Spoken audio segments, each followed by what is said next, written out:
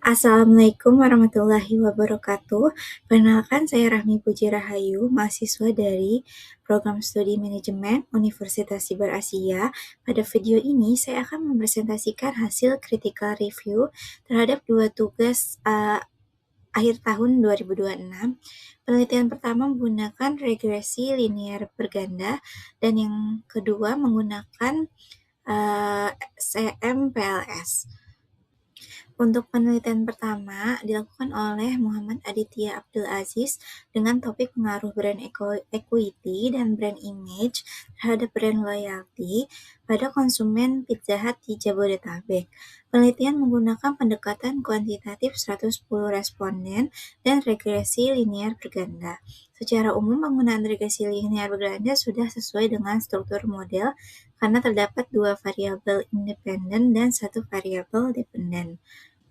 Ini adalah hasil utama penelitian pertama, yaitu persamaan regresinya adalah Y sama dengan 1,743 ditambah 0,244 X1 ditambah 0,362 X2 plus E. Nilai R-square-nya sebesar 0,386, artinya brand equity dan brand image dalam model ini mampu menjelaskan sekitar 38,6% variasi brand loyalty, sedangkan sisanya berada di luar model penelitian.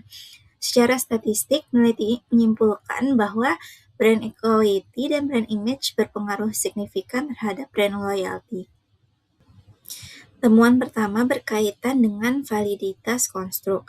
Dalam naskah, brand image memiliki indikator recognition, reputation, affinity, dan loyalty, padahal brand loyalty sendiri merupakan variabel dependen penelitian.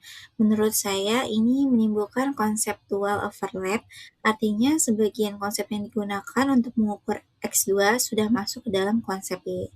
Dampaknya hubungan brand image terhadap brand loyalty berpotensi menjadi kurang murni karena konstruksinya saling beririsan. Solusi yang saya rekomendasikan adalah menggunakan indikator brand image yang benar-benar merepresentasikan citra mereka tanpa memasukkan loyalitas. Untuk kritik kedua, adanya masalah validitas konstruk yang juga terlihat pada instrumennya. Item brand equity menyatakan bahwa responden percaya Pizza Hut menawarkan makanan yang kualitasnya konsisten. Sementara item brand image menyatakan Pizza Hut menjaga kualitas produknya secara konsisten. Secara substansi, keduanya hampir sama, tetapi digunakan untuk mengukur dua variabel yang berbeda. Solusinya adalah melakukan evaluasi validitas isi sehingga setiap pernyataan benar-benar merepresentasikan konstruk yang berbeda. Teknik ketiga berkaitan dengan sampling, di mana pada metode penelitian disebutkan bahwa teknik yang digunakan adalah purposive sampling. Tetapi pada bagian lain disebutkan bahwa kuesioner disebarkan secara acak. Bahkan bab 4 menyebut responden dipilih secara acak. Ini tidak konsisten dengan purposive sampling dan random sampling merupakan dua teknik yang berbeda. Solusinya adalah menetapkan teknik yang sebenarnya digunakan dan menjelaskan proses pemilihan responden secara konsisten. Temuan keempat merupakan kesalahan interpretasi statistik yang cukup penting. Koefisien regresi 0,244 ditafsirkan sebagai 24,4%, sedangkan 0,362 ditafsirkan sebagai 36,2%. Menurut saya interpretasi tersebut kurang tepat karena unstandardized regression koefisien tidak otomatis dapat diubah menjadi persentase. Nah, interpretasi yang tepat adalah kenaikan 1 unit brand equity berkaitan dengan kenaikan 0,244 unit brand loyalty dengan brand image konstan. Prinsip yang sama juga berlaku untuk brand image. Apabila ingin membandingkan kekuatan relatif kedua variabel, dapat menggunakan standardized coefficient atau beta. Jadi untuk review penelitian pertama ini, secara keseluruhan pemilihan regresi linear bergandanya sudah sesuai. Namun permasalahannya terletak pada validitas konstruk, kemudian konsistensi sampling, konsistensi pelaksanaan uji statistik, serta interpretasi koefisien regresi. Kemudian masuk ke penelitian kedua yang menggunakan SEMPLS. Penelitian ini lebih kompleks karena menguji work-life balance dan stres kerja terhadap kinerja pegawai dengan motivasi kerja sebagai variabel intervening. Penggunaan SMPLS ini secara umum relevan karena terdapat beberapa konstruk laten serta pengaruh langsung dan tidak langsung yang diuji secara simultan. Pada autoloading yang dilaporkan berada di atas 0,7, nilai AVE seluruh konstruk juga berada di atas 0,5. Selain itu, clone batch alpha dan composite reliability menunjukkan nilai yang tinggi.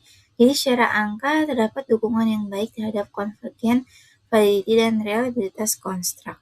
Namun terdapat kesalahan interpretasi karena AVE dalam naskah digunakan untuk menyimpulkan validitas diskriminan. AVE pada konteks ini terutama digunakan untuk mengevaluasi validitas konvergen. Untuk inner model, R-square kinerja pegawai sebesar 0,732, sedangkan motivasi kerja sebesar 0,56. Artinya model menjelaskan 73,2% variasi kinerja pegawai dan 56% variasi motivasi kerja. Pada hasil bootstrapping, kelima hubungan langsung dilaporkan signifikan dengan p-value di bawah 0,05. Temuan pertama pada penelitian SMPLS adalah ketidakkonsistenan sampel. Bab 3 menghitung sampel menggunakan Slovin dan memperoleh 100 responden, kemudian dinaikkan menjadi 110. Namun bab 4 menganalisis 134 responden. Jika seluruh 134 pegawai memang menjadi responden, maka desain penelitian perlu dijelaskan sebagai sampling, jenuh atau sensus. Yang menjadi masalah bukan jumlah 134-nya, tetapi ketidakkonsistenan laporannya. Menurut saya ini salah satu temuan paling substantif pada operasionalisasi variabel. Stres kerja diukur melalui tekanan, kewalahan, kelelahan, kecemasan, dan takut gagal. Namun pada tabel deskriptif, stres kerja muncul item mengenai keseimbangan waktu kerja dan pribadi serta fleksibilitas jadwal. Secara substantif, item tersebut lebih menyerupai work-life balance, karena itu perlu dilakukan audit kembali terhadap kuesioner, kode variabel, dataset, dan model Smart PLS untuk memastikan data yang dianalisis benar-benar sesuai dengan konstruknya. Penelitian ini sebenarnya cukup lengkap dalam evaluasi SEM-PLS, namun pada bagian inner model yang saya review, saya tidak menemukan pelaporan VIF dan Q-square. VIF diperlukan untuk mengevaluasi kolinearitas konstruk prediktor, sementara evaluasi prediktif diperlukan agar penilaian model tidak hanya berhenti pada kemampuan menjelaskan data melalui R-square. Karena itu, evaluasi model struktural sebaiknya dilengkapi. Berikutnya terdapat masalah interpretasi F-square. Peneliti sendiri menetapkan nilai 0,35 atau lebih sebagai sangat kuat, tetapi nilai 0,375 masih disebut sedang. Nilai 0,16 juga disebut sedang meskipun berdasarkan batas digunakan, peneliti masuk kategori yang berbeda. Selain itu, arah Z terhadap V juga dibalik dalam penjelasan. Hal serupa terjadi pada NFI. Bab 3 menyebut NFI di bawah 0,9 menunjukkan fit yang masih rendah, tetapi hasil NFI 0,8 justru disimpulkan good fit. Jadi masalah utamanya adalah inkonsistensi antara kriteria yang ditetapkan dengan interpretasi hasil.